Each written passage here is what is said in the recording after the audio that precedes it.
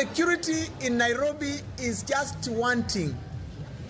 Watoto wanaua wengine, wanapiga wengine, wananyang'anya wamama na wananyang'anya wamama in broad daylight. Moko kuom mine e kaunti ma Nairobi ywago reyo kaluwore gi rochruok mar arita e chuny boma ma Nairobi.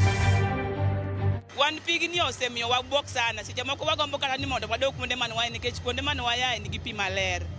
Pi mar kujani en pi molil. Jodak ma Osiri e sub-county ma Nyatike ywago nok mar pi maler ka giseo piny owacho kuom rem chiwo pi.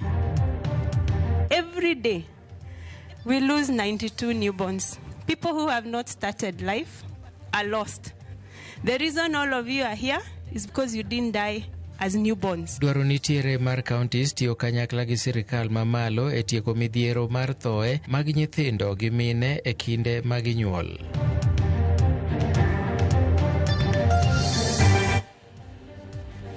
Machiegni e weche manyien ma kagi kacha, nyinga Milton Ochieng Awuor. Masira mar mach nomuoche kadak ma Katani Syokimau kendo wang'o thoth udi otieno ma pi norugodo kawuono.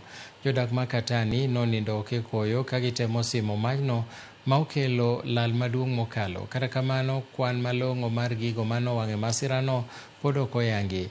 Nonro pod itimo mar fwenyo gino mane nyalo kelo muoch mar majno.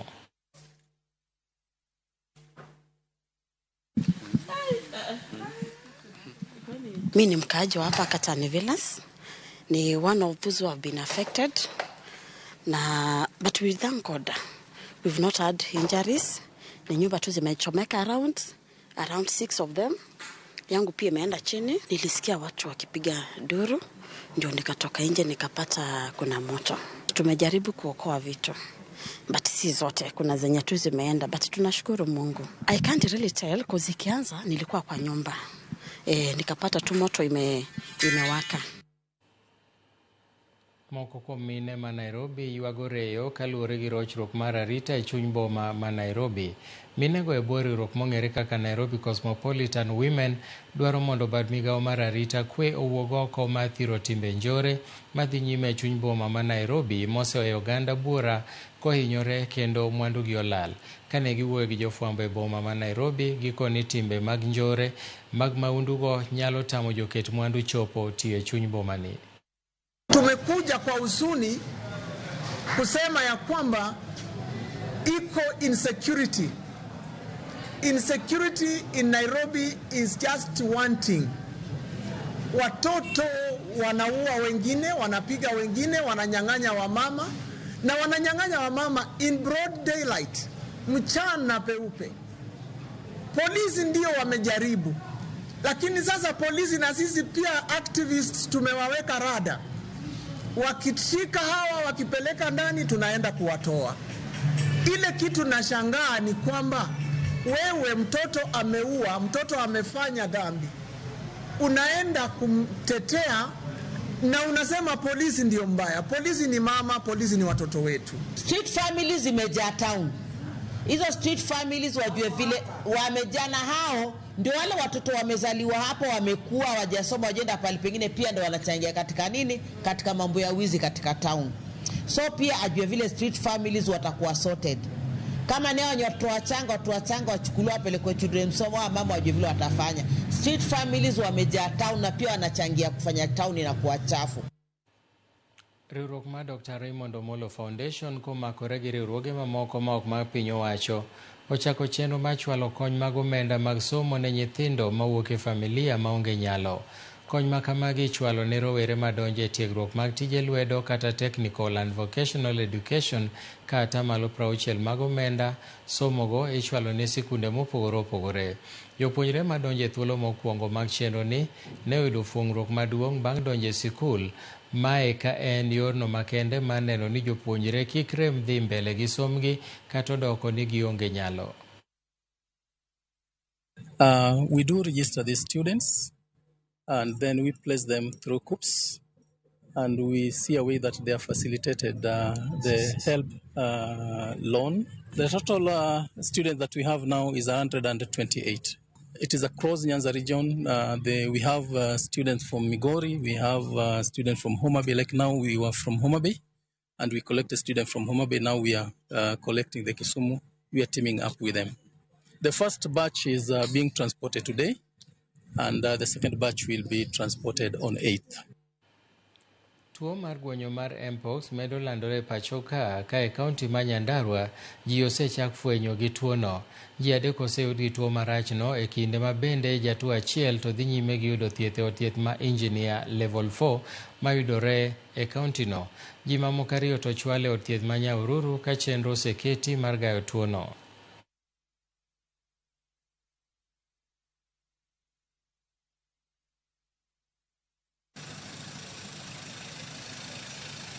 We have already confirmed 2 cases of mpox, which is a couple, a man and a wife, who are admitted in Nyahururu in isolation. They also have their 2 children, a child who is 3 years old and another one 3 months old. The children are not sick.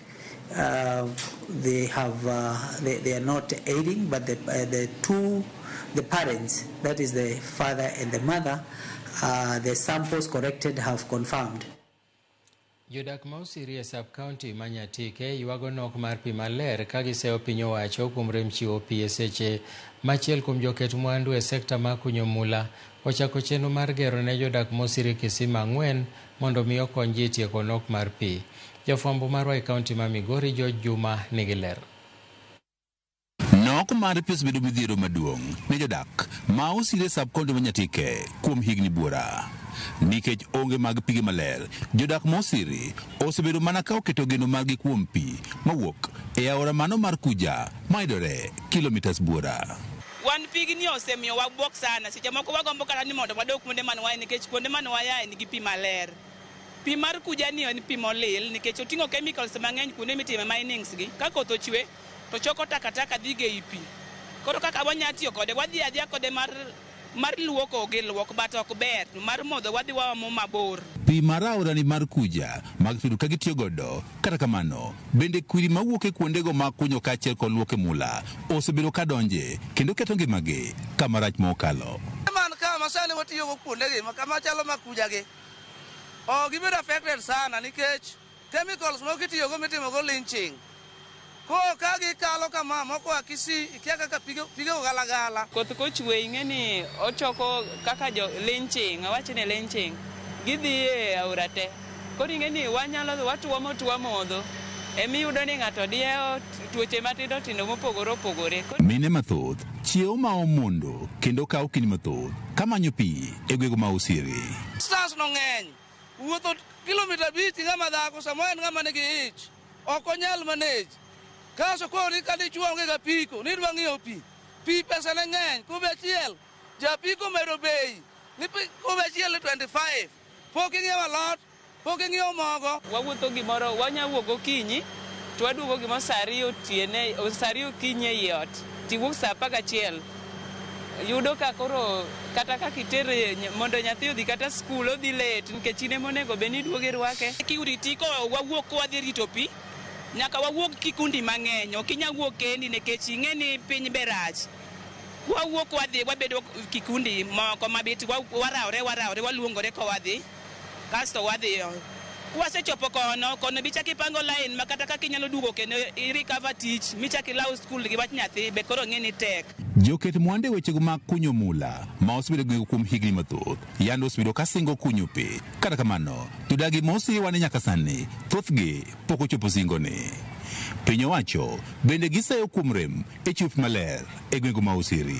To nobedo kosenyisogi sasa magi campaign to gibiro ka to wanyisogi to gima gitime onge. Last time ne gichako kunyo more kanisa malo kae ni gichako kunyonwa pi to gidog giweyo. Koro akena ang'o nodhi otimore kendo. Kata kamano jodak gwego ma osiri kod nitiere kod geno mar yudo pi maler bang' achiel kuom joket mwandu e wechego mag kunyo mula manyien Okech Sala ochako chenro mar kunyo kisimni 4 ne ogandagi kaka yo mar duoko lwete ne jodak ma osiri.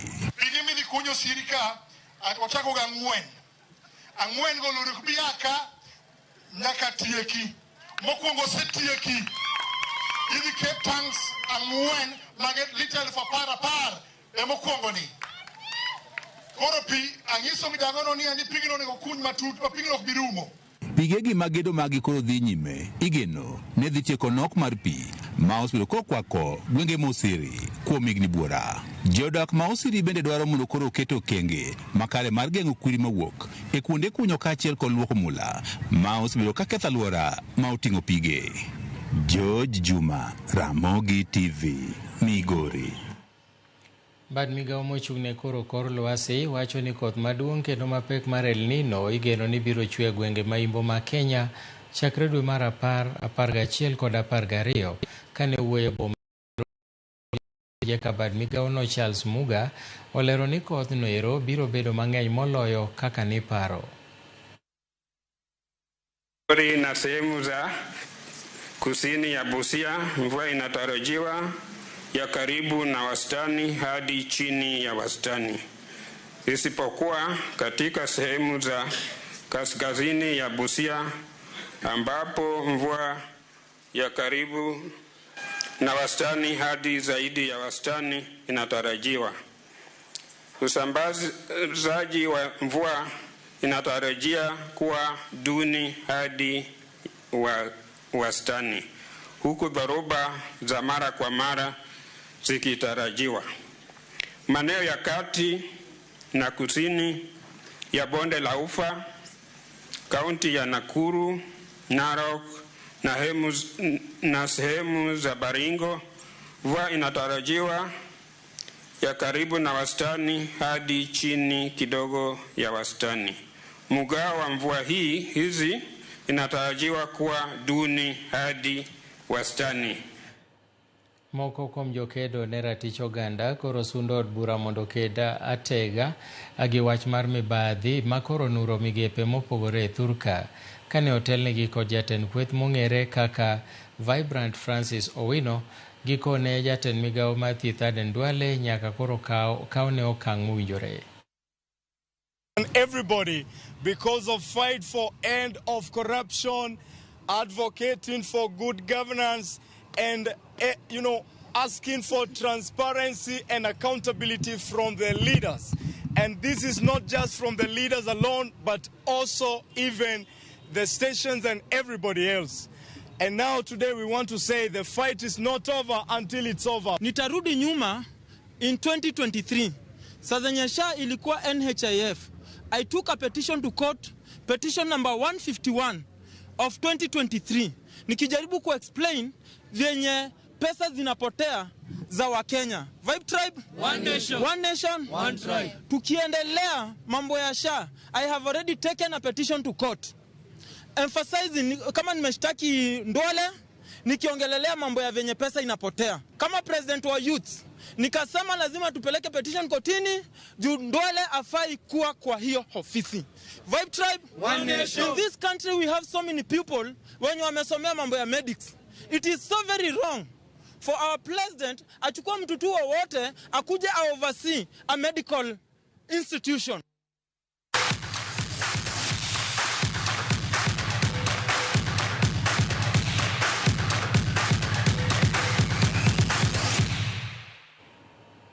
Lig maduong' mar tuke mag rugby oduogo dirani e rito ka oyueyo ka tielo ma Kabeberi Sevens ibago e alap mar RFUEA Grounds kochakore kiny nyaka Jumapil.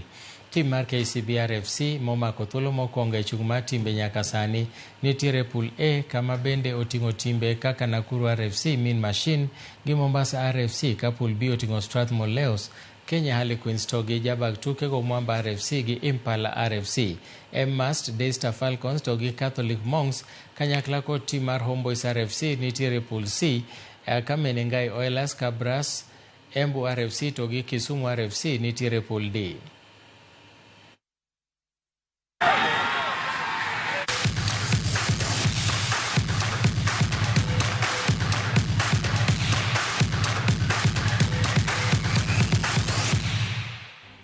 Erokamano nyakwara Mogi, mage mane waikonu weche manyien maka gi kacha. Bang' thuolo machuok ahinya, DJ Vic donjo kairi gi weche malich ahinya. Kik ibari ni mar kawuono aseneno gik moikoni, kik idhi mabor. Nyinga Milton Ochieng, oriti masani.